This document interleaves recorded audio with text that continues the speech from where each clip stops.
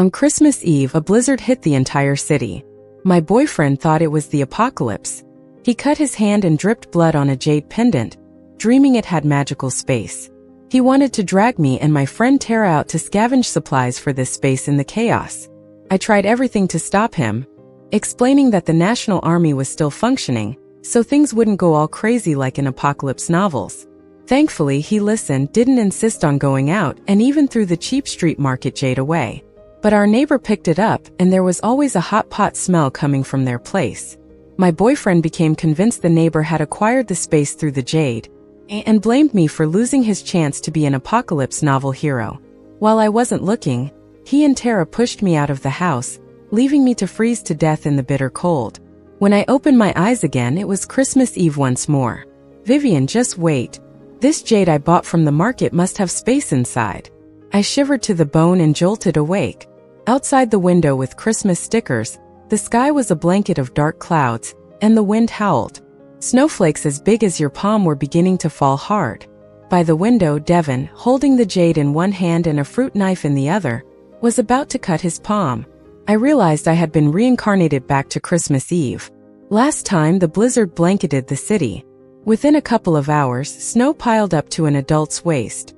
Transportation came to a halt, and everyone was in a panic as temperatures plummeted to below 10 degrees Fahrenheit. This southern town had never experienced such cold. The neighborhood group chat was buzzing. Where's the property service? We pay so much for fees. Why aren't you clearing the snow? We wanted to go to the amusement park for Christmas. Exactly. We've asked for heating repairs a dozen times. Now look, it's freezing. If my son gets sick, you'll owe us double compensation. Anyone got extra instant noodles? We're out of food and there's no delivery. Devin loved apocalypse novels and kept replaying voice messages, getting more excited. He almost cut his hand multiple times. I just watched from the couch, unmoved. But he abruptly set the knife down, came over and hugged me. Vivien, aren't you going to stop me? I stood up from the couch, dodging his touch. Last time I did stop him and ended up freezing to death. This time I wasn't just going to not stop him, I'd encourage him. You want to be the apocalypse hero, right?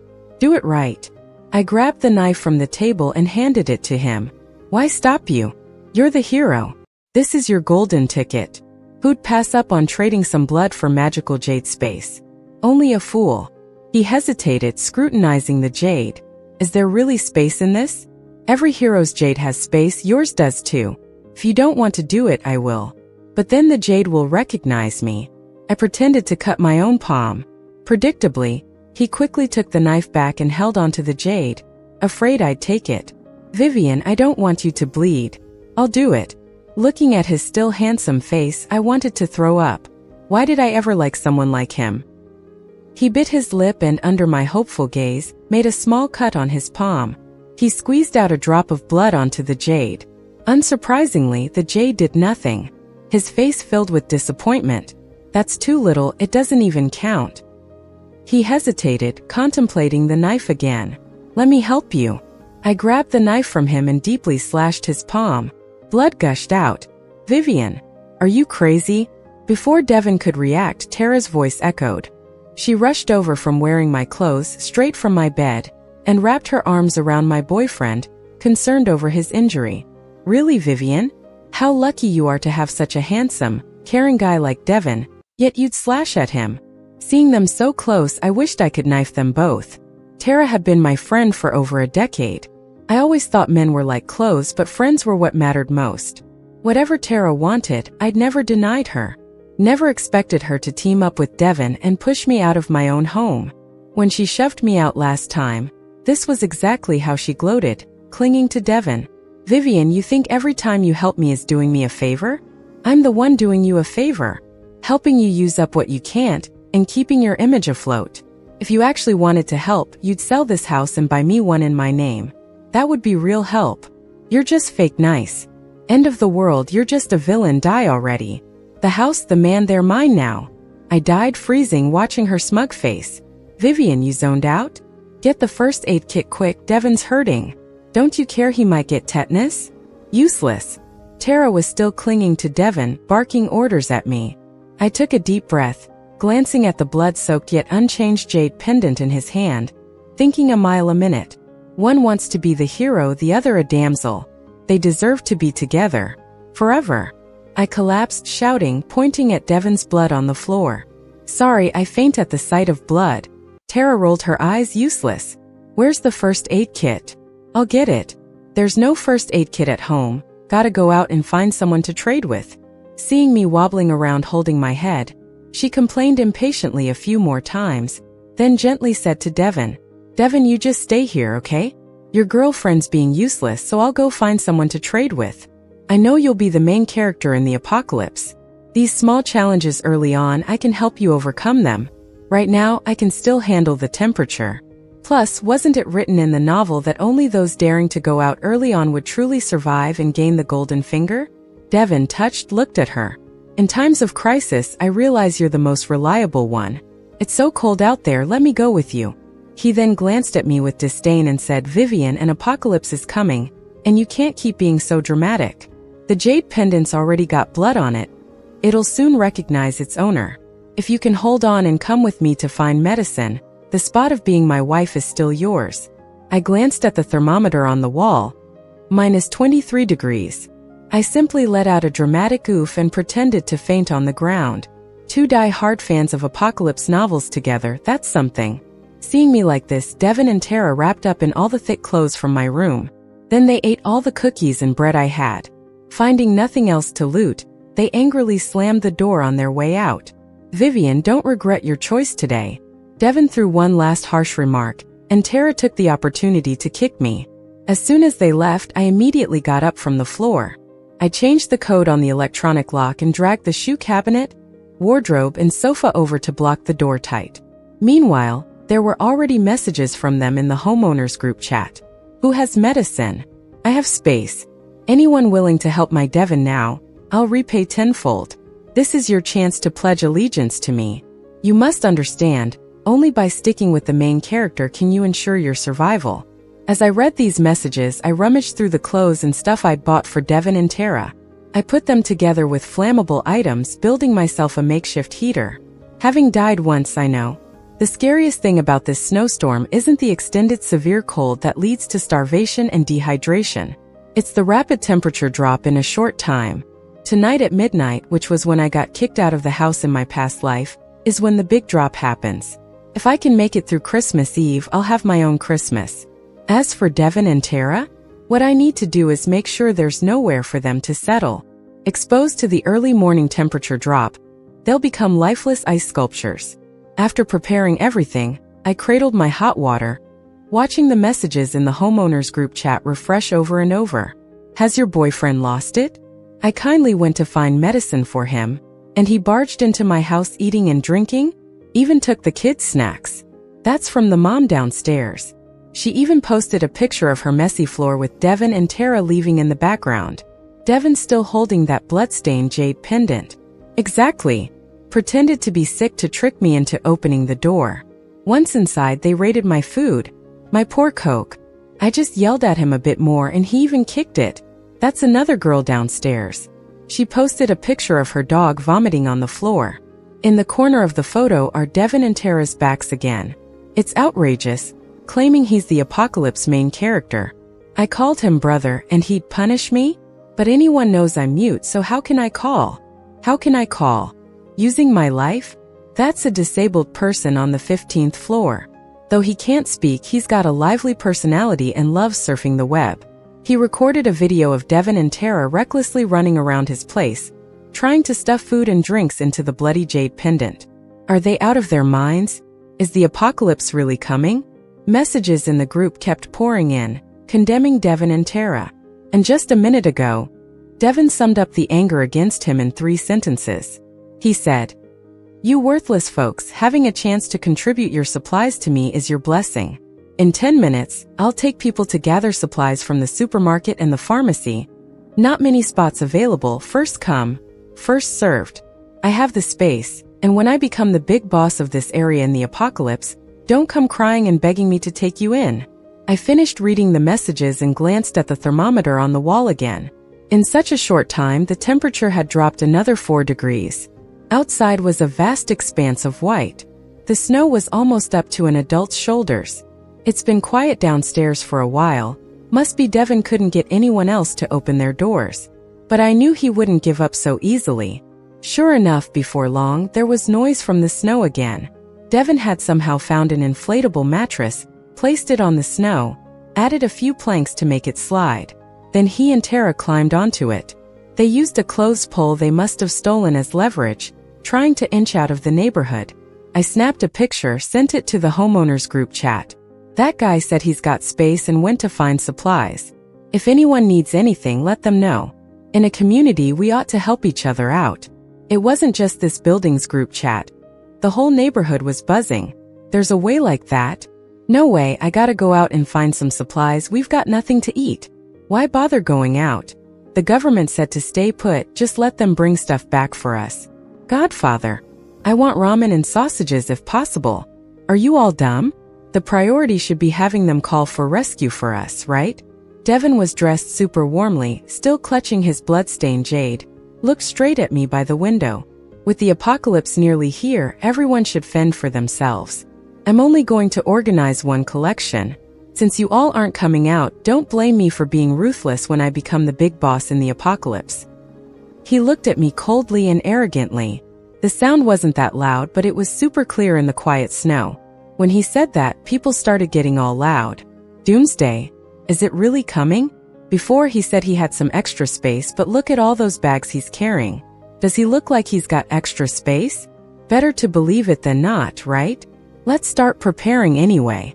They slowly moved out of the neighborhood, and countless eyes were glued to their backs. I raised my glass towards him and Tara's backs, slowly pouring out the now cold water onto the ground to see them off. The neighborhood fell silent again. But in the shadows, countless evil seeds quietly began to hatch. Devin, always wanting to be the hero in an apocalypse, forgot one basic rule. In Doomsday, the head bird gets shot first. I snapped back to reality, ready to stash whatever useful stuff I had in the small bedroom. 'Cause I remembered another simple rule. Smaller spaces keep heat better. My parents passed away early. This house, 1801, is the only memory left from them. But Devin's always trying to convince me to sell it, saying the location sucks or it's not in a school district, which would be a hassle if we ever got married and had kids. He kept saying we should sell it. He'd throw in some extra money and we could buy a nicer place. Of course, the new deed needed his name on it. I saw through his nonsense right away, so I never agreed. Told Devin twice we should split, and slowly he stopped bringing it up. Then he started buying me flowers, gifting me bags, and staying humble until I reluctantly agreed to stay with him. Around the same time, Tara couldn't straighten out her work life, being too picky and not finding a job. I had an extra room in my place, so the three of us ended up living together. She washed a dish the first day. After that, she couldn't even see the trash. I bit my tongue, hoping to talk to both of them seriously after Christmas and let them know they should find another place to live. But then the blizzard hit, showing me what kind of people they really were. Parasites, bloodsuckers. As long as they get what they want, nothing else matters. With that thought, I ran to the front door again, thinking just blocking it with heavy stuff wasn't enough. But there weren't any useful tools in the house, and I didn't think I'd suddenly get some space warping superpower. So with nothing else to do, I moved everything aside, grabbed the keys, and opened the door to the place next door. I bought that with money I saved up after starting work. Originally, I planned to give it to Tara as a wedding gift once she got married.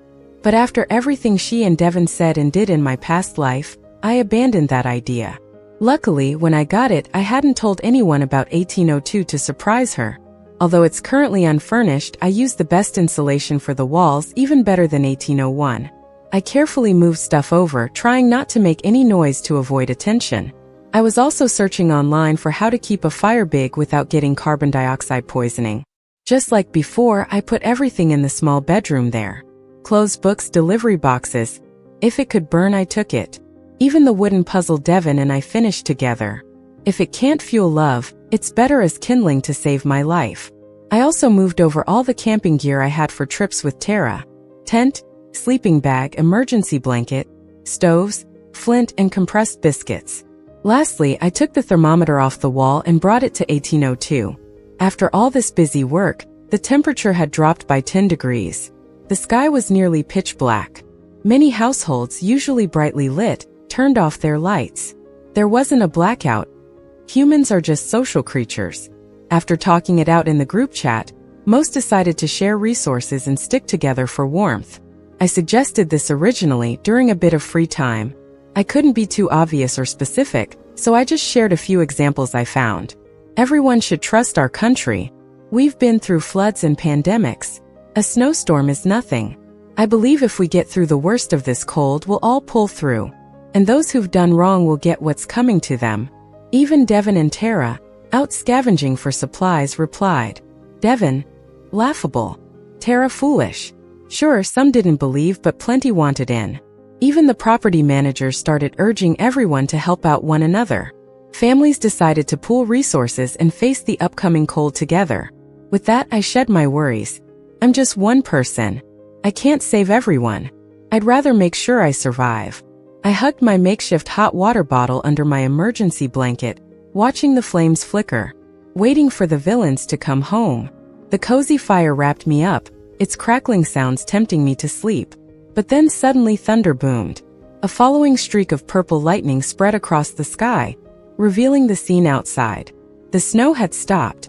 It almost buried the whole first floor, even covering part of the second. Folks, under management's guidance, had moved higher into more welcoming neighbors' homes. And on the snow's surface, a tiny black dot was moving closer. The flash of lightning showed it was Devin and Tara, on an air mattress loaded with bags.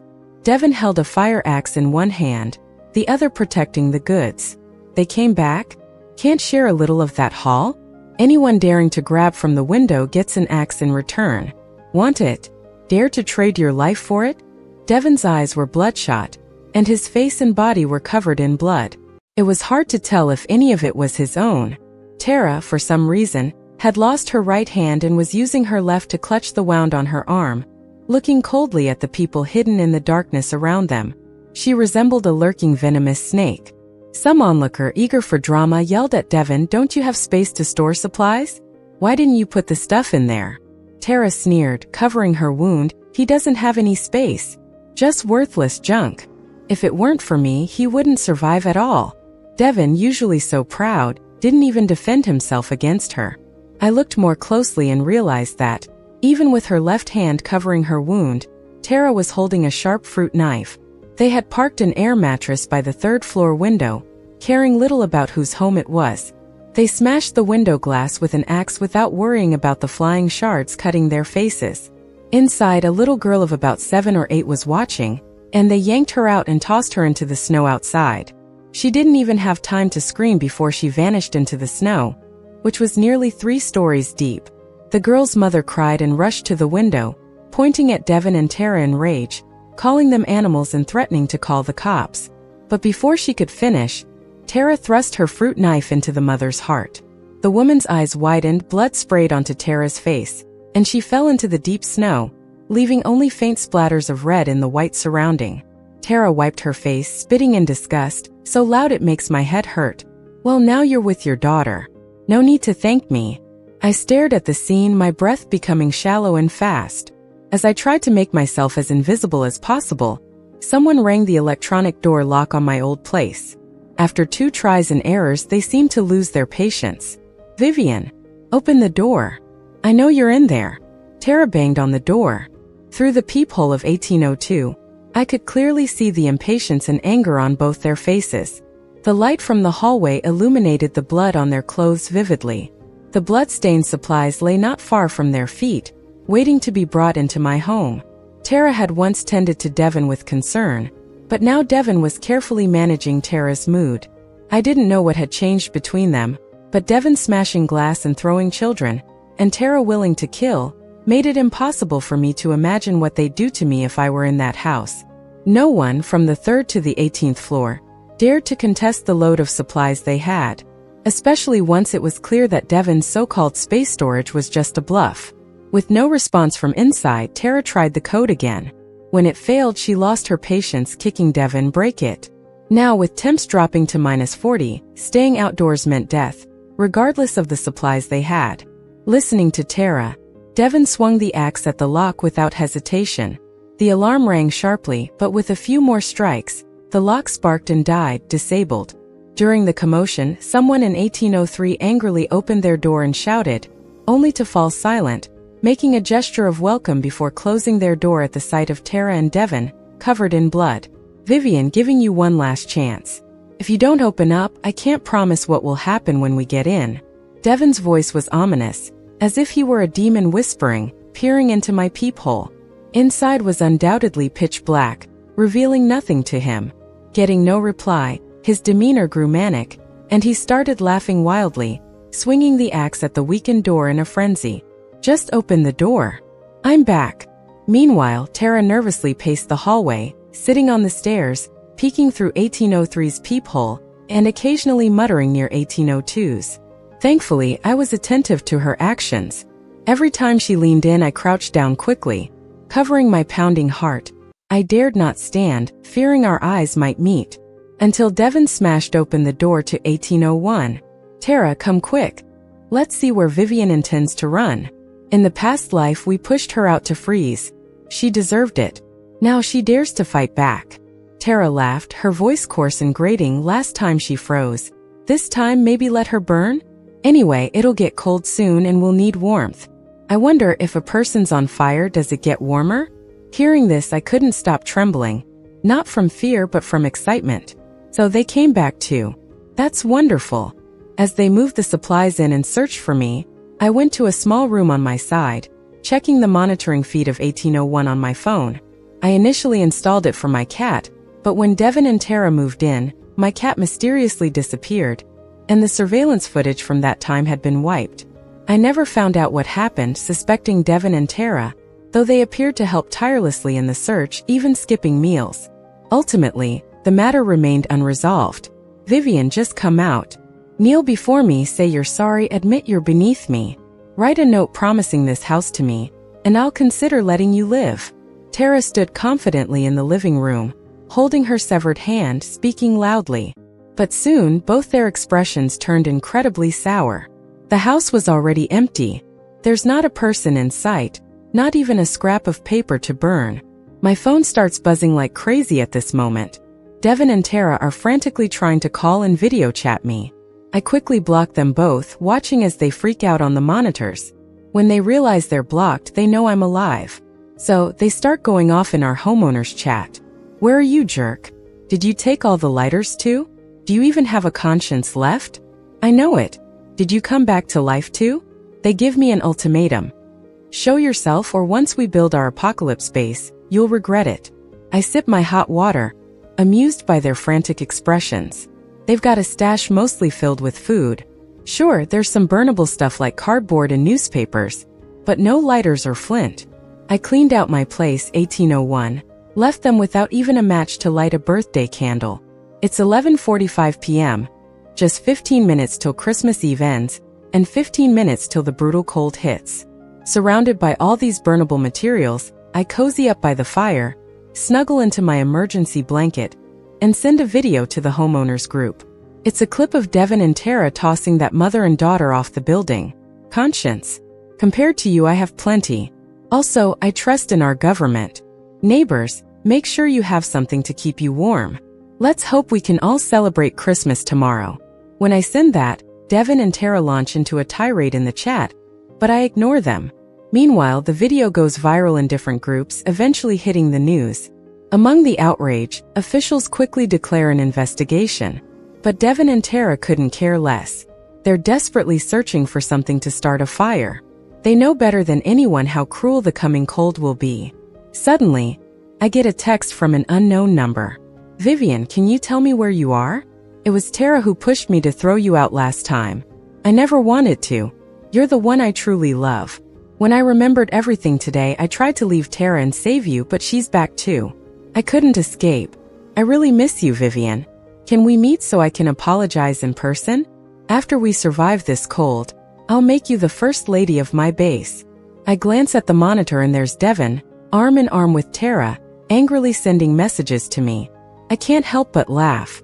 I snap a pic of the screen and send it back. Holding another woman while claiming you love me? Devin, you and Tara deserve to freeze together.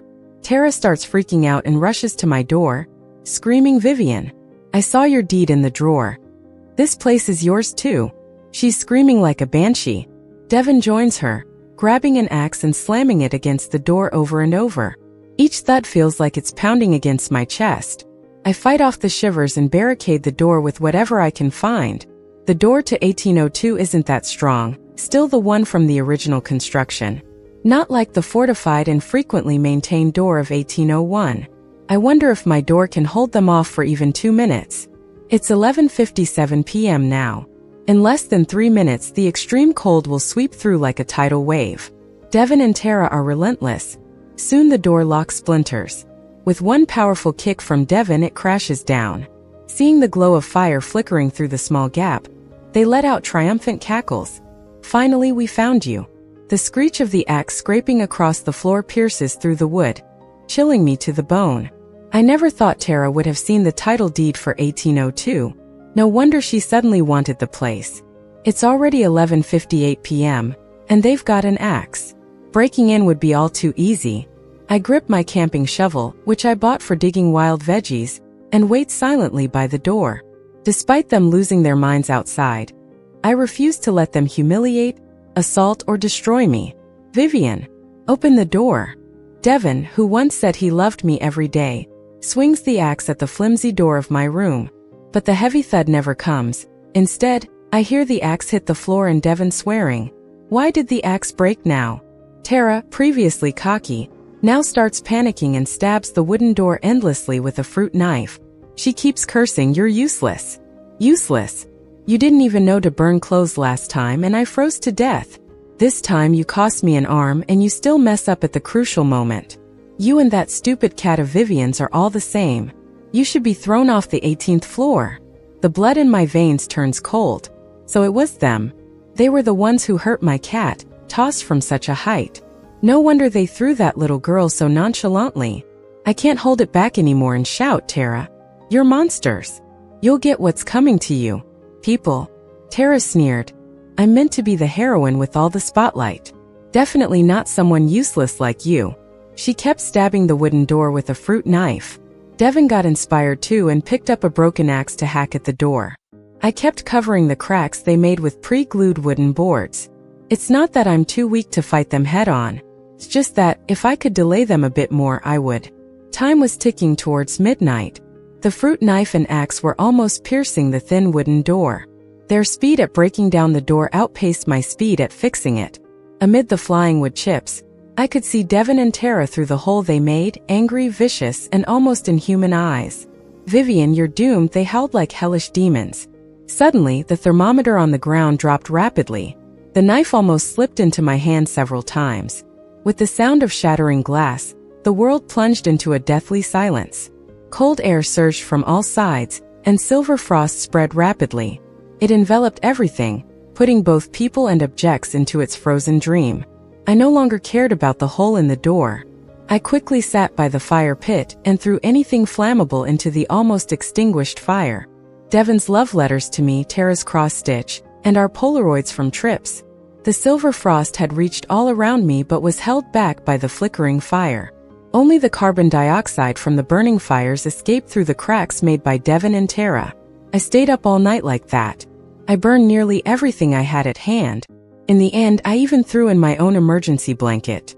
When the first light of dawn appeared, the silver frost began to fade away. I slowly stood up and looked at the snow-covered world outside. The sunlight on the tall buildings looked like golden mountains. I exhaled heavily. The silent phone suddenly buzzed. Someone in the neighborhood group asked, "Are you still there?" I pressed the input key heavily and typed, "Here." Half a second later, my phone buzzed uncontrollably as countless people responded in the chat, like lively warm spirits. Finally, I couldn't hold back anymore. I cried under the rising sun. After I cried enough, I opened the door. I looked at the grotesque ice sculptures of Devin and Tara outside and after a long silence called the police. I gathered my belongings and walked past them. "Merry Christmas," I said to myself. The end.